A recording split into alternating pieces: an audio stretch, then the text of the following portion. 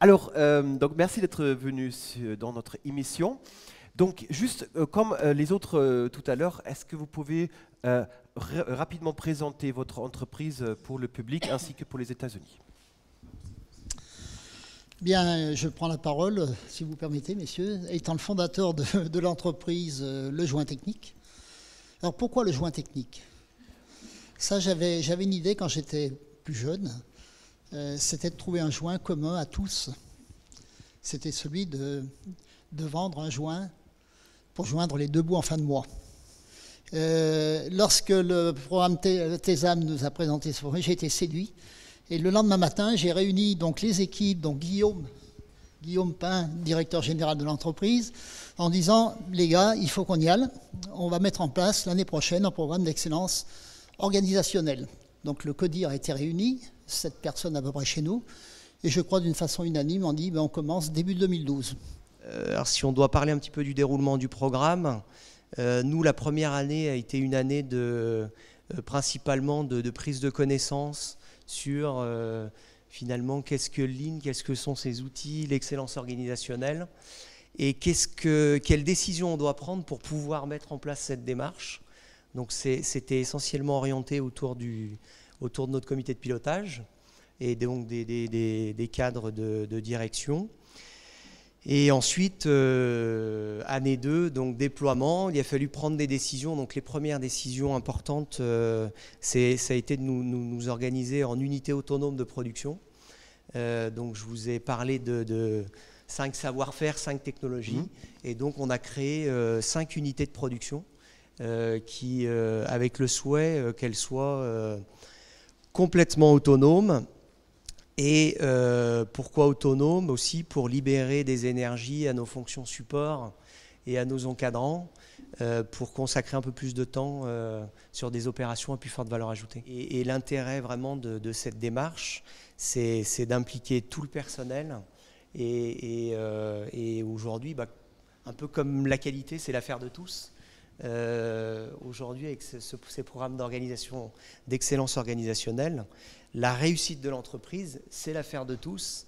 Vous êtes sur un métier très technique qui fait appel à des compétences dans les matériaux, dans la conception des produits, dans leur qualification.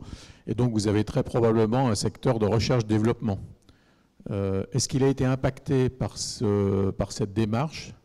Et de quelle façon ça s'est traduit pour cette activité-là? Dans la volonté de l'entreprise était, quand on parlait de libérer des énergies et des fonctions support, c'était aussi et justement pour renforcer notre structure R&D et notre service développement. Donc la réponse est oui. On a pris beaucoup de décisions. J'ai parlé rapidement. On avait 3 petites PME en France en 2005. Donc qui dit 3 petites PME de 15 personnes dit un peu des compétences un petit peu éparpillées. Quand on a fait le choix de tout regrouper sur un seul site, c'était aussi pour avoir une vraie équipe technique, ce qu'on n'avait pas avant. Et à travers le programme, on a pu dégager du temps pour justement travailler sur le développement, la R&D. On a investi de plus en plus sur la R&D et elle sera amenée à se développer de plus en plus dans les années à venir. Quel indicateur avez-vous mis en place pour suivre un petit peu l'avancée de la démarche Lean au sein de votre entreprise? On a beaucoup centré notre suivi sur le TRP, le taux de respect du planning, notamment sur des départements injection où on avait des problématiques. Donc TRS, TRP, il y a différentes méthodes. Chez nous, il s'appelle le TRP. Et sur des départements injection, on a mis en place du séquençage donc pour organiser la production et qui est un élément essentiel. Et le niveau de notre TRP donne le niveau de rentabilité global des ateliers. Aujourd'hui, les résultats les plus significatifs, on les attend pour l'année prochaine parce qu'on est en train de finir une ligne droite importante et on continue à investir dans l'organisation et dans la démarche. La croissance, ça c'est clair, aujourd'hui notre A3 stratégique, c'est une croissance maîtrisée et pérenne.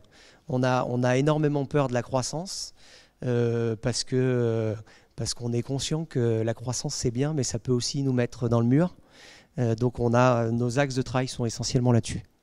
Est-ce que vous pensez, si les entreprises françaises adopteraient tous la démarche d'excellence organisationnelle, la France va-t-elle retrouver son triple A?